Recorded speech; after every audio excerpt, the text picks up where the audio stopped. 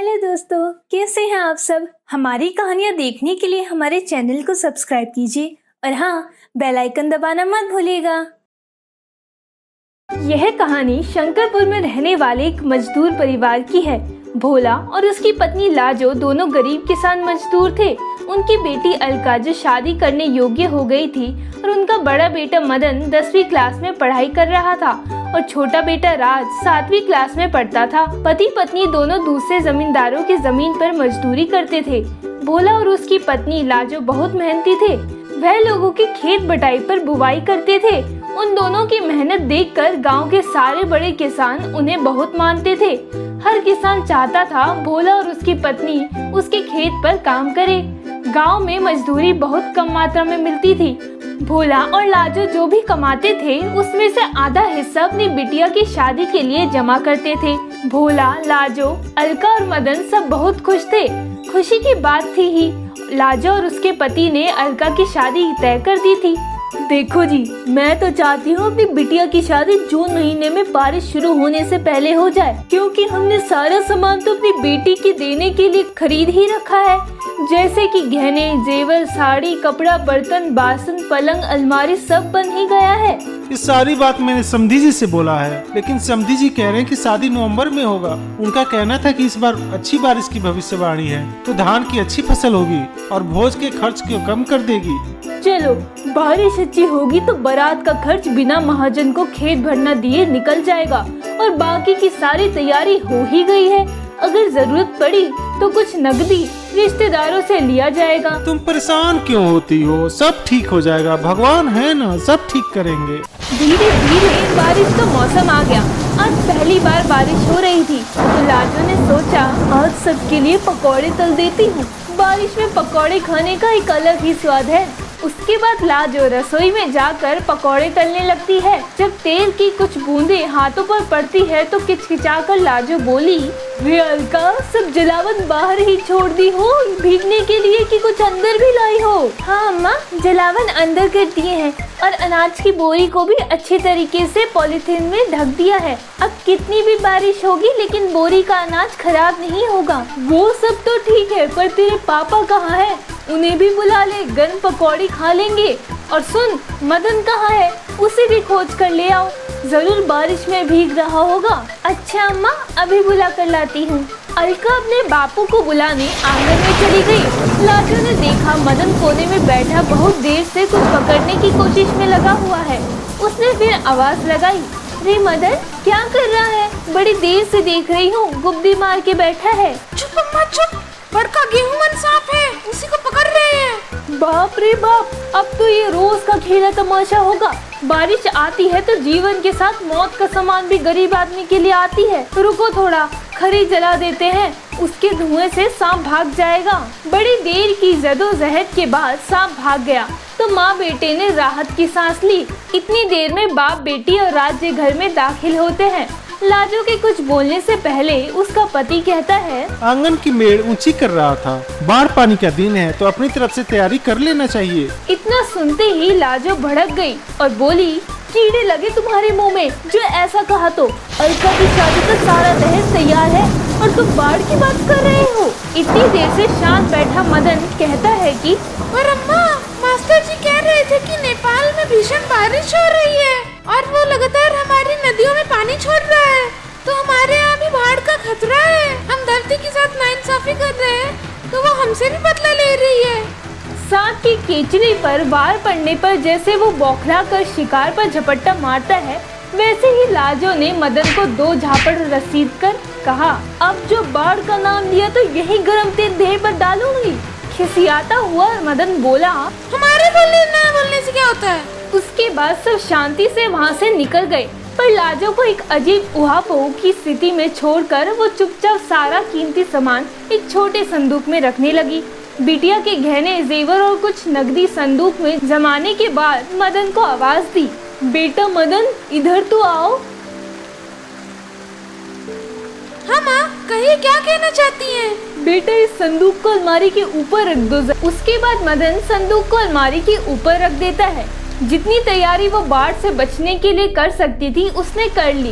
इसी उठापटक में दिन से रात हो गई। तो सोने चले गए। पर लाजो की आंखों में नींद न थी। जब भी हल्की झपकी आती तो उसे चारों ओर सैलाब ही नजर आता था।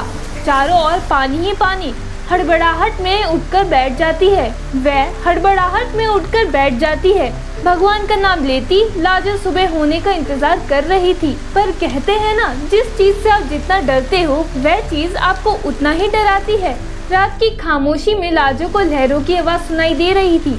पहले तो उसे लगा जैसे कि ये उसका वहम है, पर धीरे धीरे लहर के साथ लोगों की आवाज का शोर भी सुनाई देने लगा।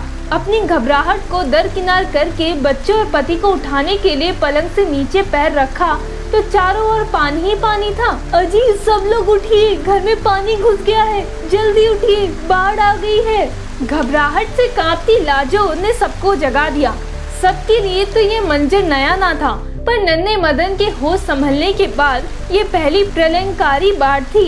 मदन डर कर माँ के कलेजे से चिपक गया। माँ, प्यास लगी है, पानी दो ना। लाजो ने रसोई में पानी की बाल्टी को देखा तो वह पहले ही बहकर आंगन में चली गई थी। आंगन का चापाकल पहले ही पानी में डूबा हुआ था। लाजो को कुछ समझ नहीं आ रहा था, बच्चे को पानी कहाँ से दे। रोते बिलखते मदन को देखकर लाजो की आंखों में आंसू आ गए। हर जगह पानी ही पानी था, पर एक लाचार माँ के पास अपने बेटे को पिलाने के लिए एक घुट पानी ना था। तब तक सरकारी भोंपू से घरों को खाली करने का एक ऐलान शुरू हो गया। आप सभी लोग अपना घर छोड़कर ऊंची जगह पर चले जाएं, क्योंकि इस बार बाढ़ का पानी बहुत ही भयंकर है। सब लोग घर से बाहर निकलो और नाव पर बैठकर ऊंची जगह पे जाओ। सरकारी नाव से वे लोगों को सुरक्षित स्थान पर पहुंचा रहे थे। उन नावों की स्थिति बहुत अच्छी नहीं थी। अब तो सब कुछ भगवान भरोसे पर था। लाजो को मानो काटो तो खून नहीं, क्या करे और क्या ना करे, इस उधेड़ बुन वो जड़ हो गई थी। हे भगवान, अब हम क्या करें? जीवन भर की कमाई इस बाढ़ में बह जाएगी। बड़ी मुश्किल से पैसे इकट्ठा करके अपनी बिटिया की शादी के लिए सामान कर देते थे, सारा खत्म हो जाएगा। अगर घर में छोड़कर जाते हैं तो सारी जमा पूंजी या तो बाढ़ में बहाकर निकल जाएगी या नहीं तो चोर चुरा कर ले जाएंगे। अगर घर में हम लोग रहेंगे तो जमा पूंजी के साथ जिंदगी भी हम गवा देंगे। बच्चों का चेहरा देखकर लाजो ने भी ऊंची जगह जाने का फैसला किया। अरे लाजो, जल्दी करो, अगर जिंदगी रहेगी तो संपत्ति और बिटिया का दहेज का फिर से इंतजाम हो जाएगा, नहीं तो सारे गहने इसी को पहना दो। फिर तुम भी तो कुछ पहन लो, क्योंकि अलका भी छोटी है, पता नहीं संभाल कर रख पाएगी भी या नहीं। अम्मा को तो बस अपनी हसूली से प्यार है, हमसे नहीं। भगवान पे भरोसा रखो, सब ठीक हो जाएगा। आप ठीक कहते हैं जी, हम सब का जीवन बचेगा तो फिर दोबारा मेहनत करके सब कर लेंगे। बेटा मदन, ऊपर से संदूक तो उतार। भोला ने राज को कंधे पर बिठाया। सबने एक दूसरे का हाथ पकड़कर मानव श्रृंखला का निर्माण किया और निकल पड़े जिंदगी और मौत की मझधार को पार करने। जिंदगी की तलाश में सब अपनी मौत के पास जा रहे थे या जिंदगी के करीब, इसका अंदेशा किसी को न था। सब ने कसकर हाथ पकड़ा हुआ था। ज्यादा तेज ज्वार लाजो के हृदय में था और शायद उसके पति के दिल में भी। कुदरत अपने रौद्र रूप में सबको ललकार रही थी, पर प्रकृति विद्रूप रूप को हराने के लिए आज लाजो कुछ भी करने को तैयार थी। अपनी कमाई को तो वो बेहतर देख सकती, पर अपने परिवार को नहीं। कमजोर नहीं पड़ रही थी लाजो, पर उसके पति के कदम लड़खड़ा रहे थे और अचानक वो गिरने लगा। हाथों से अपना हाथ झटक कर पति का हाथ पकड़ दिया। मदन के मजबूत हाथों ने अपने पिता और छोटे भाई को तो बचा लिया, पर एक ही क्षण में उनकी दुनिया उजड़ गई। ज्वार भाटे के धमाके से भी तीव्र गति से लाजो जलजले के आगोश में समा गई। मौत के इस मंजर की परिकल्पना भी किसी ने नहीं की थी। बाकी लोगों की जिंदगी और मौत इसी पानी के इर्द गिर्द सिमट गई थी। उनके पास जीने के लिए भी पानी ही था और मरने के लिए भी पानी ही था। ऊपर आसमान में पानी, नीचे जमीन पर और आंखों में भी पानी ही पानी। अरे मेरी लाजो को क्या हो गया? मेरी लाजो पानी में बह गई है। भगवान, आप इतना बेरहम कैसे हो सकते हैं? मेरे पत्नी को क्यों छीन लिया? हे प्रभु, ये क्या कर दिया? अब हम कैसे जिएंगे तुम्हारे बिना लाजो? माँ, तुम कहाँ चली गई? माँ, हमें क्यों छोड़कर चली गई? माँ, प्लीज वापस आ जाओ।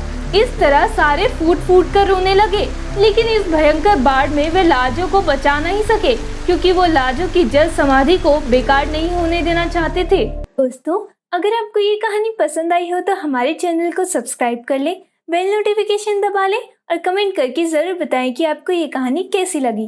धन्यवाद।